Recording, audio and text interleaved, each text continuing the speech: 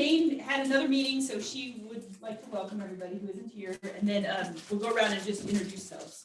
So. I'm Conrad, side-by-side coaching program manager. Wait a minute, I want to tell you something. Okay. When I do the tutoring group at Christian Campus House with the tutors and the kids, after everybody does it, we see who can name everybody, but y'all know everybody, so that is clear. Oh, never mind. I'll see if I can name everybody. There we go. Conrad You got, on. all right. Conrad, doing good. I'm Megan. I'm the clearinghouse coordinator. Melissa Seegers, service coordinator. Christina Wagner, service coordinator. Chloe Callahan, housing navigator. Jocelyn Wolf, Extra Mile Homes. Celebrating time. I'm Kelly Haithcoat, side-by-side and extra mile assistant. Tim Davis, community engagement. Bobby Kincaid, retired. Sherryl Laws, Yeah, for sure. Debbie Karwoski, I'm the volunteer working with the Working Together career coaching class. You want to share anything about that? Just 30 seconds? It's been an experiment. We had hoped it would be a class of people that would go through the 4 weeks all together, but it's turned out to be more like drop-in sessions. So we're covering kind of taking 1 week, we looked at career and self-assessments. 1 week was a resume. So we had a presentation on doing your resume. This week we have a presentation on getting better prepared for interviewing. And we're gonna end it with a session on people skills and conflict resolution. And so the service coordinators have been sending us clients to participate in that. So it's sort of a group form of coaching in a way. That's on Thursdays from 12:30 to 2:30. Very nice. Tasha, do you want to introduce yourself? Afternoon, I'm Pastor Fisher, program coordinator for Path Forward. Lori Van Dorn, Extra Mile. Sherryl Laws. And William is here. I don't know where he went. And we have a couple people online. You guys want to introduce yourselves? Can you hear us okay online? Yes, I can hear you. Hi, this is Barb Butler. I'm a side-by-side coach. It looks like, I think we've got Paul McKellitz. He's muted, so he may not be able to introduce himself, but it looks like he's on there as well. So William, introduce yourself. Yeah, I'm here. William. Oh, and it's yeah, we got Paul and Barb that are online with us. I think that's not everybody's name that heard people on here. Jocelyn. Jocelyn. Yes. I'm fairly new. All right, and Cheryl Slumpert, not Cheryl Slumpert. I knew I was going to do that. I knew it. Sherryl Laws is here with us today. She's an LCSW. I'll let her introduce herself and tell us a little bit more about what she's going to be sharing. Thanks for coming with us this afternoon. You want me to do that now? Yeah, go ahead. Are you ready? Or No. you just finish it? Let me finish the sandwich. Priorities. oh, do you want to talk about Eileen's place? Sure. Yeah, we can give an update. So the reason why we had to push Coach Connection back a week is because Kelly and I and Jane and a few others, a random group of people that are interested in affordable housing in Columbia, went up to a place called Eileen's Place. It's a 60-unit complex that is run by Metro Lutheran Ministries. They provide case management, and the property is set aside for people with either housing choice vouchers or income-based properties or income-based apartments as well.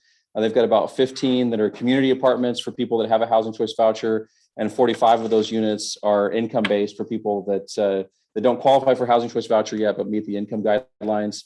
So we got a chance to kind of see what they're doing there. They just opened, I want to say it was May. It's in Kansas City, Kansas.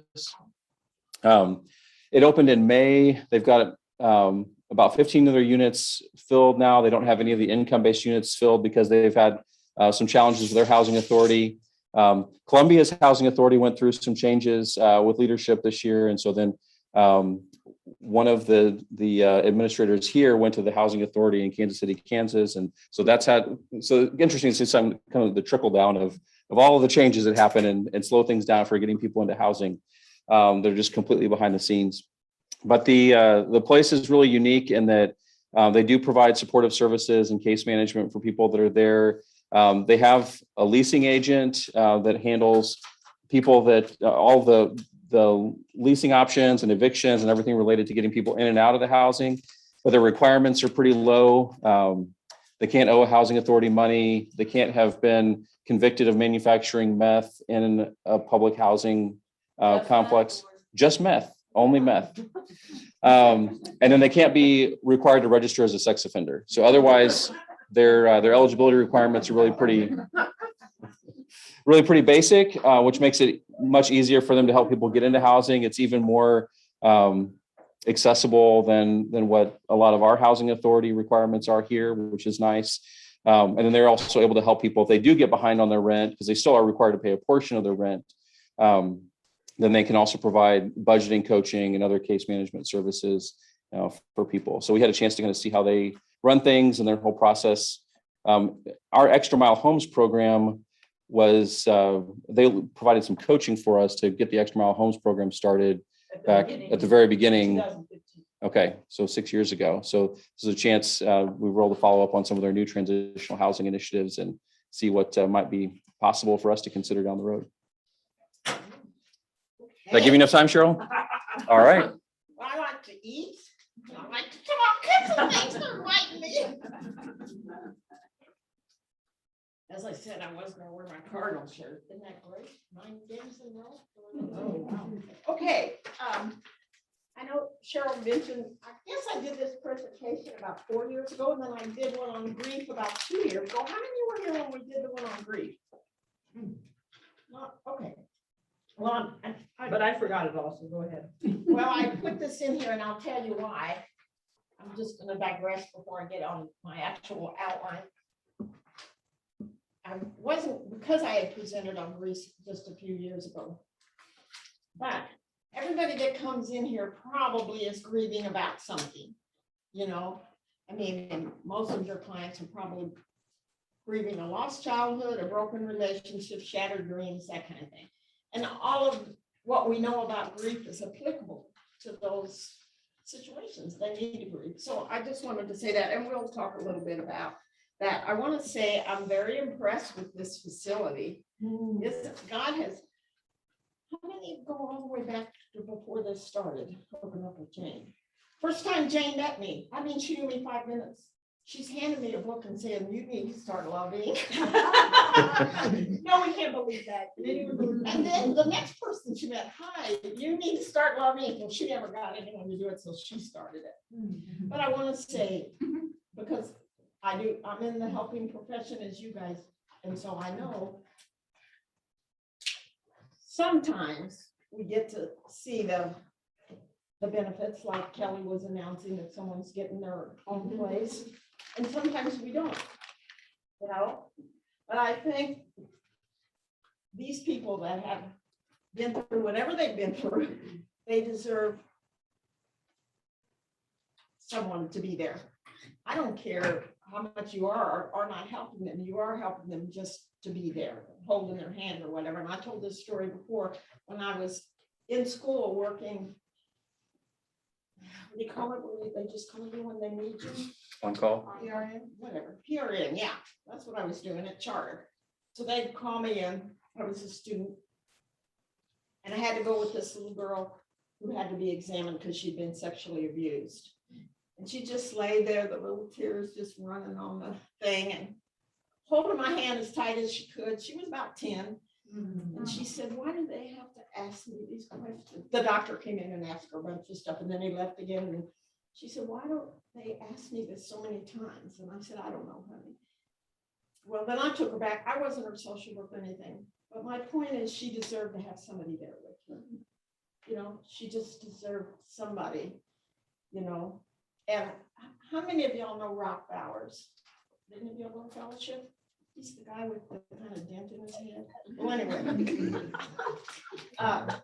Really, he does. But I enrolled in law school 30 years and paid my money for my seat and everything. I went over and talked to the guy who was running Well, it was called mid-mo then. Look at DeAndre, he's right there really fixing up his plate. Mid-mo. And I'll Yeah, take it. yeah, whatever. Oh, he heard you. So I was talking to Lyle Bear, he was running the place, and said, you know, I just don't know if social workers help people, and kind of thinking I could do more as a lawyer. So he gave me some nice answers, and so I walked out in the hall, and Linda Duffus and Ralph Byers were there, all of us went to church together, and I'm talking to Linda, and I say something about my sister, Helen Ogar. Ogar's my maiden name, and Ralph says, Ogar from Mexico, Missouri? I said, yeah. He said, there's an older gentleman. I said, well, that would be my dad. He said, he died last year. And I said, how do you know my dad? And he just hesitated, you know, the whole confidentiality thing. And I said, did you know him when he was a patient here? And he said, yeah, I was a social worker. And my father was an alcoholic. And I said to Ralph, well, you know, my dad never drank again. And I said, we started the AA chat, or he started the AA chat, but all the AA people came to our house. And we had alcoholics staying overnight in our house, and the police and the social service would call my dad to come down and talk to the drunks when they picked them up and stuff. And if you knew Ralph, he's going, praise God, praise God. And, you know, I left there and cried all the way home and canceled my seat. You know, God has a way of answering our questions. And, but Ralph never knew what happened to my dad. And this is 23 years later. He helped my dad, my mom, my dad's 8 children, tons of alcoholics. And he never knew, you know? And then the story goes on. This has been about a year ago. I'm at fellowship, and Clay Spencer says to me, well, do you know Ralph? I said, yeah, I know Ralph. He's the reason I'm a social worker. He said, I am. And then I tell him another thing. And he never knew that I canceled my seat in law school because of him, you know. So the reason I tell you that story is because we just don't always get to see. Sometimes God is really gracious and he shows us somebody will come along that you helped 2 or 3 years before. But anyway, so we start with God. That's where we start. I went to a luncheon at Centerpoint Church about 20 years ago, and I was just starting to be a therapist. I had done case management and worked for the school, and I'd done a lot of things, but to actually be in practice and doing therapy. I mean, I remember leaving sessions and thinking, these people need a professional. And I go, oh, I am a professional. You know? But Jackie Wagner, who I didn't know very well when I went to do, we all shared what we did, but I didn't say anything about my insecurity. She walks to the door and she says to me, God has a word for you from me. I wasn't used to people talking to me like that. I'm like, okay. And she said, God has you doing what you're doing, not because of what you know, but because he's anointed you to do this. And he's chosen you to do this. And, you know, I've just clung to that when I'm in a situation where I'm thinking, these problems are overwhelming. What can I do about it? I just know God can do something about it. And he's picked you to be with that person, you know? And so, you know, we just have to trust him. And then we have to trust her. And if somebody's not eating, would somebody want to read those verses on there? All of them didn't go on there. They got cut off, but you can read, somebody read the ones that they can see. Bear one another's burdens and therefore thereby fulfill the law of Christ, Galatians 6:2. Now we who are strong ought to bear the weaknesses of those without strength and not just please ourselves, Romans 15:1. 2 are better than 1. If either of them falls down, one can help the other up. But pity anyone who falls and has no one to help them, Ecclesiastes 4:9-12. Where there is no guidance, a people falls, but in an abundance of counselors, there is safety. Proverbs 11:14. So anyway, we have instructions for God to do exactly what we're doing. Okay. The answers that your clients need are within them, and we're just partnering with them and we're helping them process that. But I mean, the reality is you may be an expert on what Love Inc. can do. You may be an expert on what the resources, or at least know something about it. Expert's a strong word, but they know themselves. So like, you bring those two things together, they have the capacity at some level to solve some of their own problems, and we're going to talk about how we reflect back to them. And I use this example, Cheryl and I talked about this, the whole mirror thing. Our job is really, as counselors and as helpers, to hold a mirror up to people and help them see for themselves. What they're saying is also showing their emotions. And sometimes they don't. I had a client, she's an overachiever. In fact, one time she said she feels like she's on one of those wheels that a rat goes on. But she says, I probably expect too much of myself. I said, probably. And that's all I had to say. And then she goes into this diatribe, and then she actually tells me everything she had done that weekend. I was tired. But I mean, this is a woman at 43 years old, had a $285,000 house paid off because she did Dave Ramsey since she was like 18, So, but anyway, just really, she knew that she was overextending herself, So anyway, the next thing I'm going to talk about is you. You're very different, each one of you. You all have different talents. You have different experience, different skills, different resources. And again, I really know that your ministry is covered in prayer, so you've been put with that person for a reason.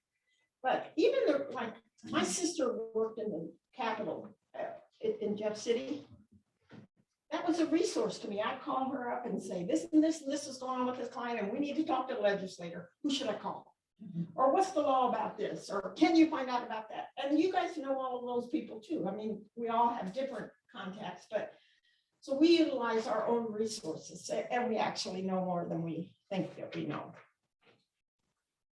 Now, you don't really have to know that much. That this sentence under 4, it says, the first sentence, at the center of good counseling practice is the relationship between the helper and the client. And that's more important than all of the fancy, training you might have or whatever. So, and again, it's the two of you coming together. There's power in numbers, in the verse that she just read about, 2 are better than 1, And the characteristics, these things. Some of this stuff is common sense. You want to be genuine, respectful, empathetic. You want to agree on shared goals, and so forth and so on. And I think I told this story about Jane before, but I'll tell it again. You all had a client who ended up being my client.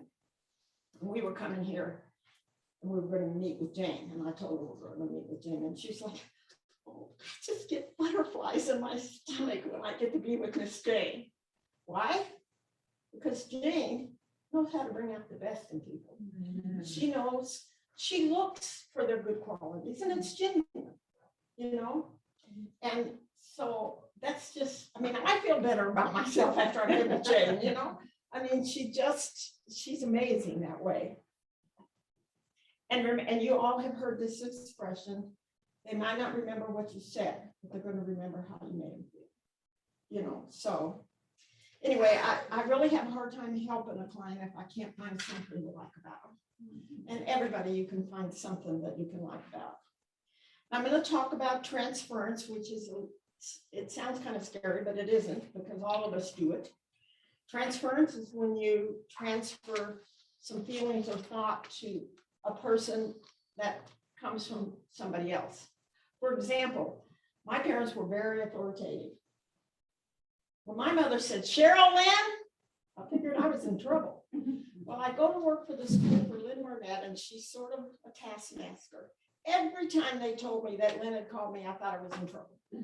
And that's just transferring the parent sort of figure. There were a lot of transference I did with Lynn. I ended up in therapy. I was working for Caring Communities. It was a mess, I'm going to mention this movie a couple of times, and there's so many great inspirational movies now, but this is an older one, Antoine Fisher. Has anyone ever seen that movie? It's a wonderful movie, isn't it? Yeah. And Denzel Washington, was he a good psychiatrist or what? But there is a scene where Denzel Washington is moving towards closing the sessions. And the guy, and Antoine Fisher goes ballistic. And he says, my mom left me, Jesse left me, now you're leaving me. So the kid had abandonment issues. And if you've seen the movie, Denzel Washington does his job. He helps him work through those abandonment issues so then he can go on and heal. But all of us, you know, I had one of your clients, I think Christine sent it to me. She told me how she didn't trust anybody. She said, I don't trust you. She said, in fact, I think you're recording our sessions. And I'm like, okay. And so we talked about it a little bit. And I said, well, we'll work through this. And she said, how long? I said, how long it takes. I'm talking about you.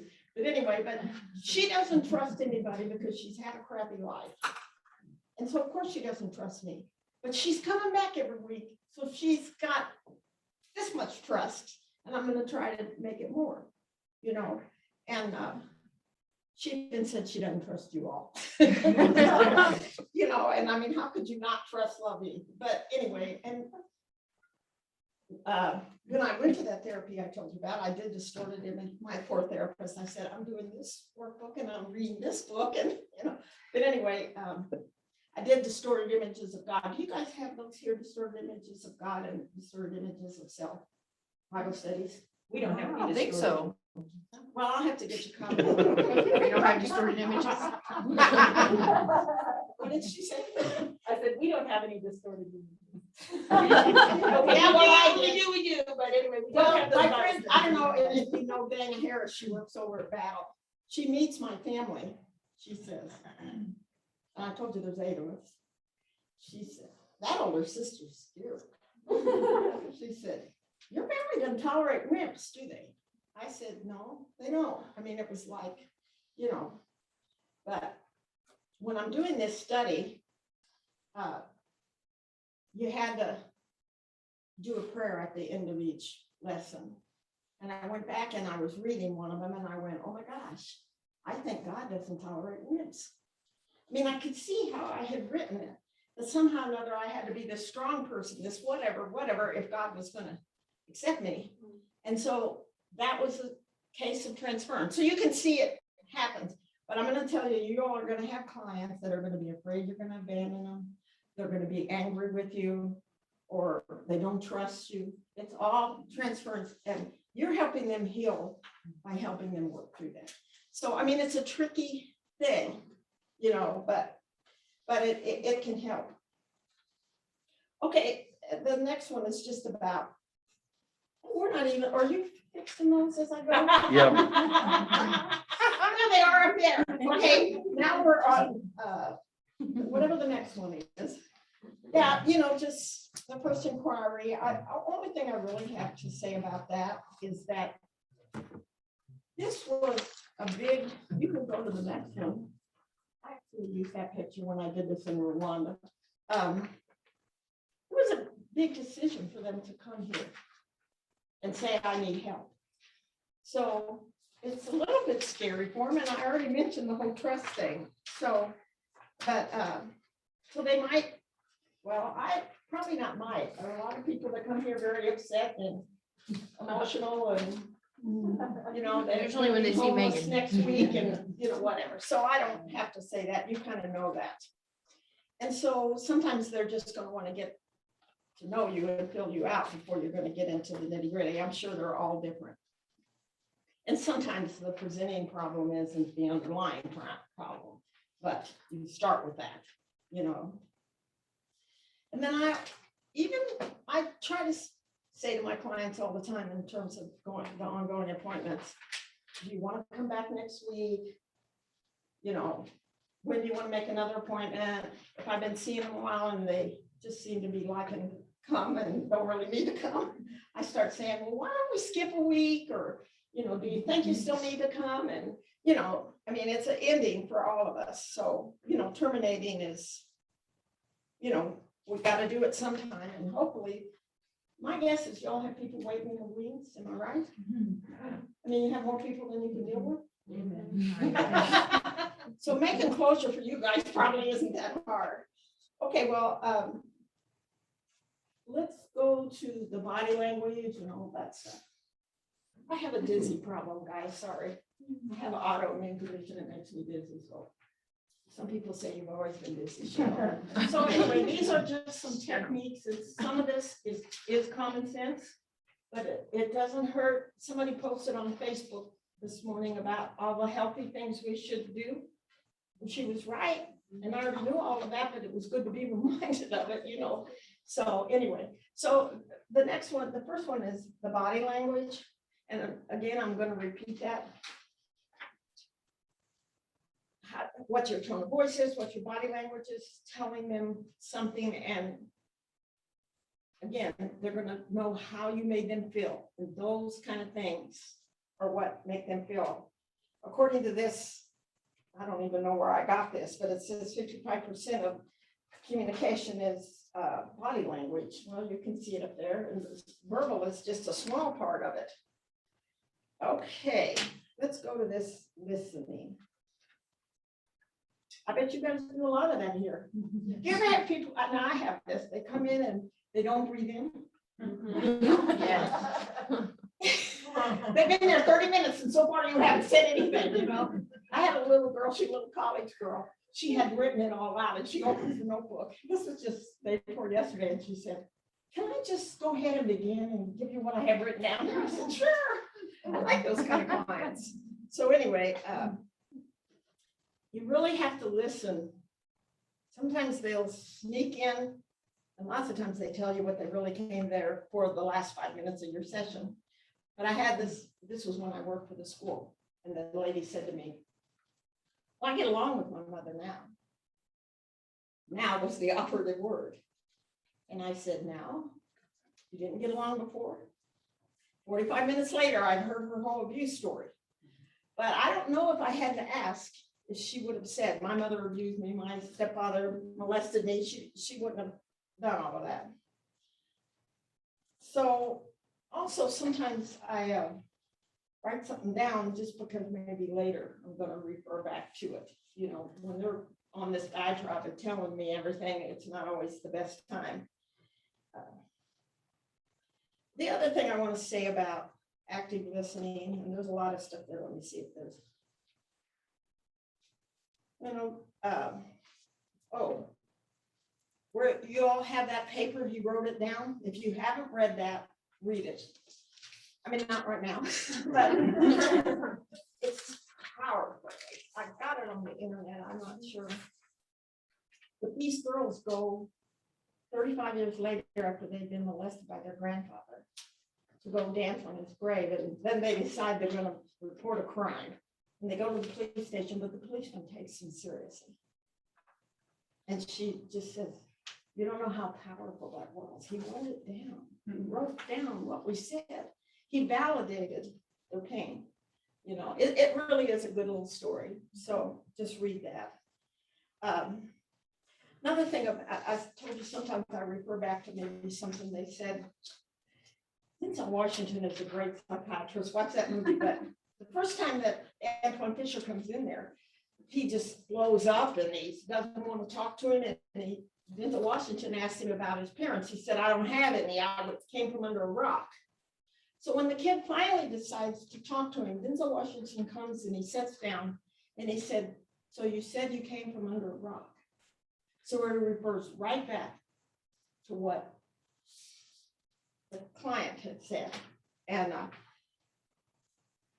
the kid comes quite a few times and doesn't talk. And Denzel Washington isn't afraid of silence. You know, anyway, it was good. He could be my psychiatrist anytime he wants. So the reflective listening is the mirror thing. You know, you're gonna say back to them, you know, let's see. Sometimes you're kind of just repeating what they're saying. Paraphrasing would be a little bit different, but you're just trying to clarify what they're saying. But you know, they say, I don't think it's in here, but you know, they might say ranting about something and you say, well, it sounds like you're really discouraged or whatever. And all you're doing is saying back to them, oh, here it is. That's the empathetic responses. But anyway, the whole empathetic responses, the reflective listening, the paraphrasing, all of that is about that mirror of reflecting back to you. And really, they don't pick up that you're just repeating what they say. If they come in with this long story, which they usually do in the beginning, I will actually say, well, let me see if I'm getting this right. I'm going to paraphrase what I think you said. And I literally say, or I'm going to paraphrase. And then I try to summarize what I think they just said to me. And it's interesting when you're doing couples counseling and they come in and one time, who was it? It was here. He used to be downstairs. I was seeing somebody over at your office over there, and she was afraid to leave me by myself because they were yelling at each other in there. But sometimes I'll ask them to repeat what the other one said. They weren't listening. You know, they want to get their 2 cents in. And I said, no, I don't want your opinion. I just want you to tell me what your wife just said. You don't have to agree with it. And they're not listening because they're wanting to get their 2 cents in. So anyway, that's a lot of the paraphrasing, the reflective, the empathetic responses, that kind of thing. It's all about the mirror thing. So again, you can read that stuff. It kind of, and just be careful about giving advice. There's a fine line. Sometimes when I feel like I want to do that, I ask permission. I'll say, well, can I tell you what I would do in that situation? Or can I tell you, I ask permission. And then if they say, yeah, tell me, then they gave me permission, so they can't, you know. And then there's just some dangerous things, overreacting, long-windedness. And sometimes we can say something that's normalizing what they've been through, you know, like a lot of people would respond in a way, you know, if somebody, like I have kids come in who are not doing real, or they weren't doing real well with the Zoom school. And I would say to them, you know, a lot of kids are struggling with this, even some kids that are good students. But there's a difference between normalizing and minimizing. Well, all teenagers have anxiety. That's just, you know, no big deal. That's minimizing. So, you know, you kind of have to watch, you know, how you do that. But I brought these. This is just what I had at home, but Claudia Black, if you have children of alcoholics, her book and her workbook are really good. I have done this. I'm a child of an alcoholic. I've read the book. I've done the workbook. But she has a page where she asks you to write down everything that you're angry about from your childhood. And I didn't write anything down. I go to the next page and she says, if you weren't successful with that, write down what you could be angry about. And I still didn't do too good. And then the third page says, well, what if one of your friends, think of one of your friends, and if she had lived in your house, what would she be angry about? And I'm like, oh yeah, you know. So, you know, sometimes we can't get in touch with all that, but these are good. And I'll talk about this one when I get to cognitive behavioral therapy. There's lots of good books. And I mentioned Antoine Fisher. Does anybody else have any of those kind of uplifting movies that would be good to recommend to your clients? We watched, what was the name of that movie? The little boy is Down syndrome and the guy's an alcoholic, and that was a good one. And the Grace Card, there's lots of good ones out there. Now there's Christian movies out there that sometimes would be really helpful in having them watch those. Oh, let's see. Where are we at here? The consequences of good listening. Well, that trust thing is a big thing. And also bridging that differences. You know, I don't know what it's like to be homeless. I don't know what it's like to be male. I don't know what it's like to be African-American, you know. And so, you know, being able to sort of hear where they're coming from. So anyway, and I think you guys know that's just such a big part of your job, of establishing rapport. And again, in the beginning, and again, sometimes you have to reframe and bring them back to focus when they want to go off on, those kinds of things. Asking good open-ended questions. Don't ask the yes, no questions, because if you ask something open-ended, then it gives them an opportunity to give you more information. And I always ask them why they came here, which I'm sure you guys do too, because everybody comes here for a different reason, right? It's not always money, is it? No. But it's part of it sometimes. Oh, this is good. All the time when they say something, what I think they mean might not be what they mean. So if they say he was acting crazy, I ask them, what did that look like? Or, he was abusive. I was in an abusive relationship. Well, that could mean they got the tar beat out of them, or it could mean that they were just degraded all the time. So I always just ask them, give me an example of that. Has this ever happened to you before? And I probably should have said this earlier when I was talking about the intake. I always ask my clients, what has worked for you before? I have a lot of anxiety. You wouldn't believe how many young people, college and high school age, are struggling with anxiety. And I literally write down what they tell me worked before.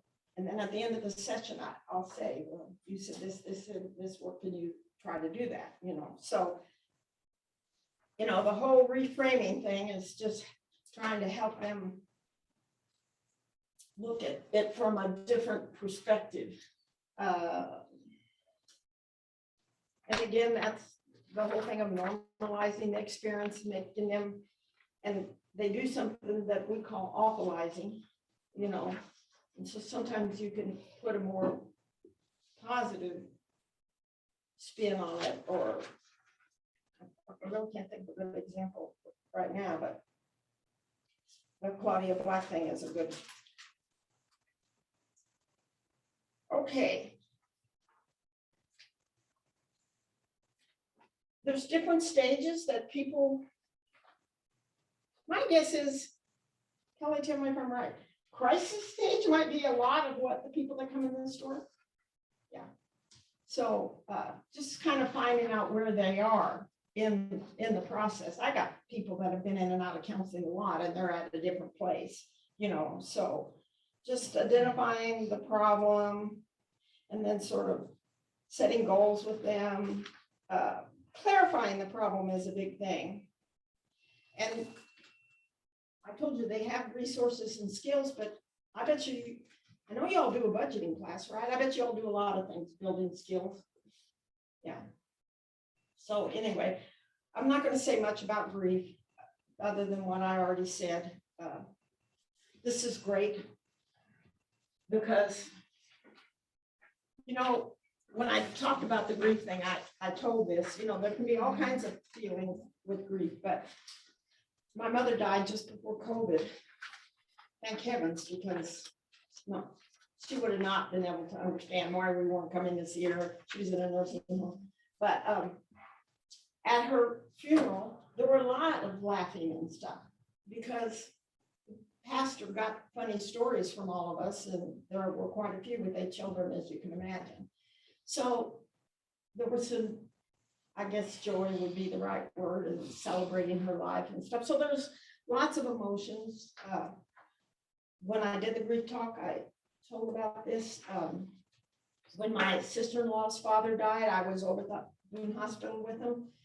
They married into a loud family, so everybody that married us aren't loud, And so they're like Keith, for those of you that know my husband. And when they came down and told Kay and her sister and her mom that Frank had died, there was another family that was getting the same news at the same time. Very weird, within 10 or 15 minutes.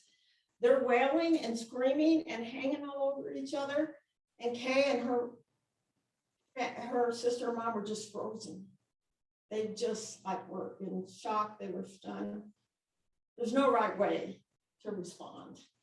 I mean, both of those ways were right. We're just going to express. I know when my son died, I was like, okay, I know I need to cry. I'm going to cry. I was just shut down. Of course, we knew he was dying for a while. It wasn't like we had already not been grieving, but, so grief is just going to hit us a different way. And most of your clients haven't grieved what they've lost, and they don't even understand that they deserve that right to grieve, that lost childhood, that broken relationship, whatever it is. And so I do homework a lot. Most of the time, maybe not the first session, I always send them home with something to do. Now, clients that are overwhelmed, which I'm gonna guess a lot of yours are, I literally get a piece of paper and stuff and break down here are the tasks that you need to do. Let's break this one down. What are the first steps? And then depending on the client and their abilities and how big the problem is, then I'll say, okay, can you do this week? What is your priority and whatever. Anyway, something for that overwhelmed client. For clients that have anxiety, not always, but sometimes I say, can you just make a list of what makes you anxious and rate it from 1 to 10? Is it a 10 or is it a 1? And then when they come back, we pick the 1s and the 2s. And then when they see they can do the 1s and 2s, then maybe they can do the 3s and 4s. And the teenage kids really do this. They're into this. They'll make that list and they'll do it. And so, but the other one, I think I copied it. Oh, here it is. I don't always use this, but if y'all want to pick one up afterwards, I just usually use a piece of paper, but this is probably better than what I do. But somewhere on that thing, where I don't know where it was, but basically, we haven't got there yet. Let's go. Let me Summarizing. talk about this homework first, and then I'll talk about that. Let's just say I have a kid that has anxiety. Then she starts saying to herself, what if I have a panic attack in front of the other kids? What if I this and that? What she's saying to herself is making her anxiety go from here to here. So what we're saying to ourselves, and your clients have negative self-talk, or they wouldn't be where they were, or we all have negative, but for those that were told you never can do anything right, and nobody's ever going to want to marry you. And I had one client, her dad told her, he molested her, and he told her she needed to be good at that because nobody was going to want her for anything else. She was fat and ugly. Yeah, I mean, so you told these things, but this mood log, and you don't really have to use a mood log. You can just use a piece of paper. You're right. I tell my clients, when you say something like that to yourself, write it down. Like I might say to myself, you're never on time. Well, that isn't true. I was on time today, wasn't I? Early. And so then on the other side of the paper, I'm going to write what the truth is. Okay, you've been late sometimes, but not that much or whatever. Whatever it is that I have some clients that aren't fat that tell themselves they're fat, and cognitively they know they're not, but emotionally they just don't like themselves, so it really is important to write it down and to challenge. One of the kids I saw this week, she actually said it did help me to write it down. And she said, I knew what the right answer was, but writing it down helped me, So anyway, you can look at those, and when we get, we'll snip on over. I'll come back to that. Let's do the basic. Okay, this basic counseling theories, the reason I put that in there, let's go to that, is I can honestly tell you every therapist uses a little, cognitive behavioral therapy, which is what I was just talking about, is probably core to most people's therapy, but the whole concept of the client-centered therapy, the client is the best author of, what I was saying, before, is that we're going to look to that client. They know themselves better. Some other stuff that can help them change, but they know where they need to grow and whatever. And if they don't think they know, you can help them. Sometimes I say, well, if you did, they'll say, well, I don't know. Well, if you did know, what do you think the answer would be? And sometimes they'll answer that. They don't get that. So anyway, so we already know that we're going to put the client at the center of the problem solving. And then the next one is the cognitive behavioral therapy. And that's just what I was saying before, you know, what you're saying to yourself, what you're thinking affects how you're feeling. And so if you can change what you're saying to yourself, then you can change how you feel, and ultimately you'll change how you act. And go to the next one. Where is that? No, go back. I'm looking for that quote. It's really good. I thought I- Is the one at the bottom? Because it's gonna cut off at the Zoom. Okay, Men are disturbed not by things, but by the view which they take of them. I really like that. You know, it's how we react to something, you know, somebody can take a positive thing and, I mean, make it negative and vice versa. So I asking your clients what they're saying to themselves, you know, and then go to the next one. We're gonna change how they think. And again, this little log in a piece of paper is fine. It's going to help them do that, but eventually they're going to start changing what they believe. They're going to change believing that they're a bad person or that they can't do anything right. And, you know, and some of this is so ingrained, you know, and just like I was talking about Jane, you know, the lady I was talking about, she walked out of there feeling better about herself. And I think all of you all probably do the same thing for your clients, make them feel better about themselves, and they're going to function better. So anyway, the whole changing what we're saying to ourselves, changing what we're thinking, all of that. The strength-based concept is the same, kind of the same as the client focus. We're going to focus on what's going, and I always ask my clients, what went right this week? Or what's going good in your marriage or in your family? When I had this family come in and they were a blended family and the little boys would raise their hands. It was just so cute. And when I asked them what the biggest problem was, the one, I think it shocked the parents. Well, I don't think they should fight in front of us. And he said, sometimes they throw things at each other. You know, and then when I said, what's going right, he was saying, well, you know, sometimes we have fun together and we play games together, we watch movies or whatever. But I try to end on that, what's going right, you know. And the other thing that I do in these kinds of situations, families or couples, is I say, John, what's one thing you think Mary could do this week? Just one thing, we're not going to change, that might help your community. They said their communication problems bad. This couple that was just there, he said, I just want her to not be so jealous all the time. You know, I can't remember what she said. At first she said, there were too many things she couldn't think of anything. And so I was going to go on. I said, okay, well, then let's just focus on what John wants to do. And then she decided, because she didn't want John to be the only one. But anyway, so I always try to look for their strengths and usually try to make sure I emphasize that at the end of the session. Crisis, existentialism. I'm not going to go into that too much. Has anybody read Viktor Frankl, Man's Search for Meaning? Yeah, I checked it out of the library. He was like I read it a long time ago. Have you read that? I checked it out of the library. It was his work in the concentration camp that were important to him. And he wanted to finish it, and he wanted to publish it, or whatever it was. I can't remember exactly what it was.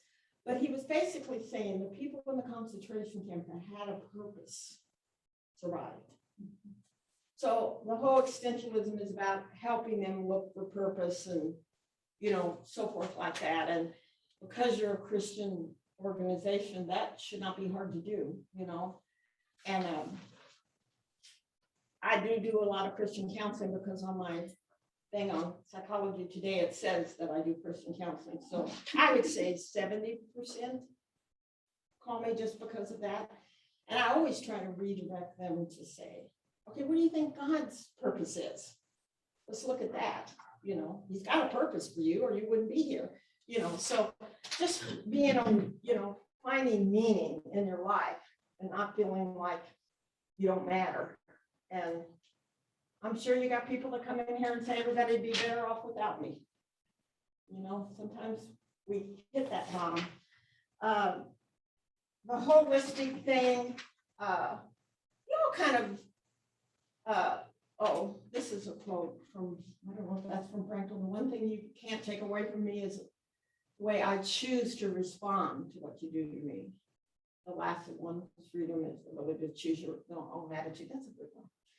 Okay, I think you guys are somewhat holistic in how you approach it. I mean, you're looking at the whole system, that what their financial situation is, what their living situation is, whatever. And so, you know, you're just going to look at everything. You know, do they have a job? Do they need a job? Are they connected to a church? Do they want to be connected to a church? And all of these things sort of interact together. Crisis counseling.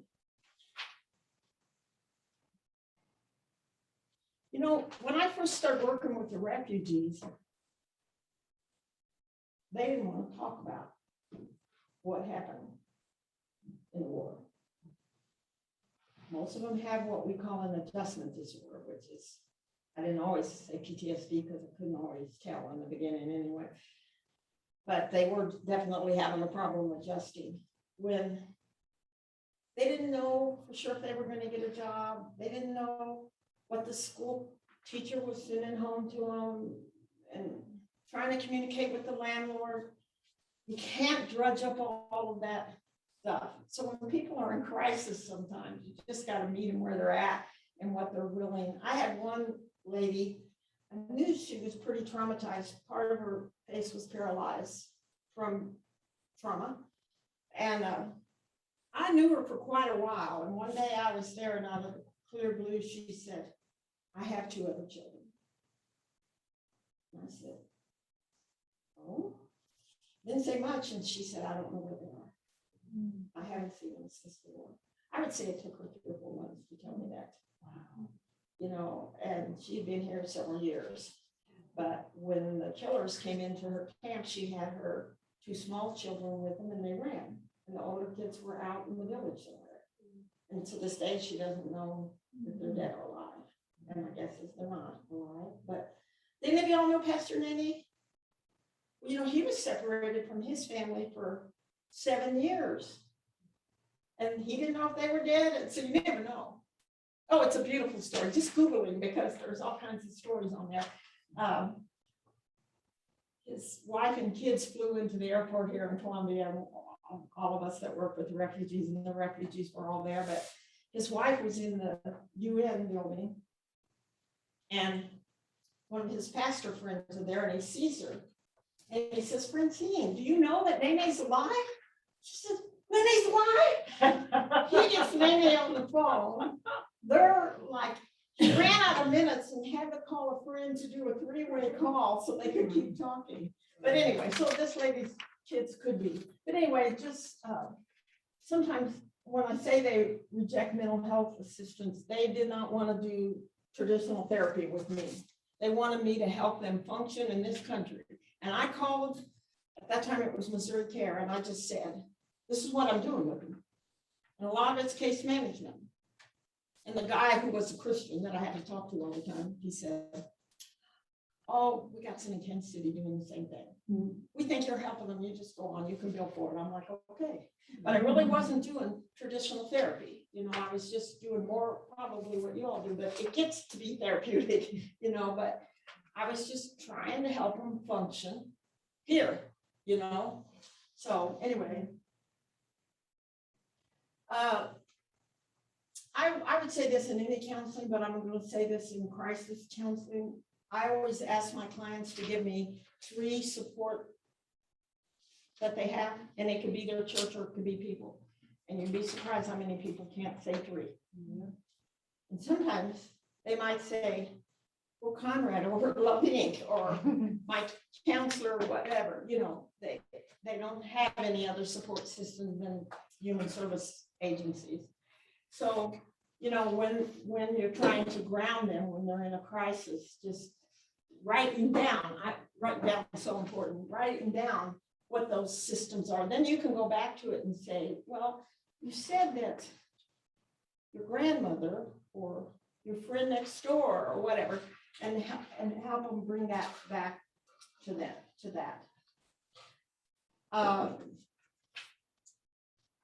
When they're ready to tell the story, you just gotta listen. And I don't know how many of them, I know y'all have so many practical things to do. Do they ever get into all of this bad stuff in there? So in the intakes. And Yeah, and the okay. coaching plans.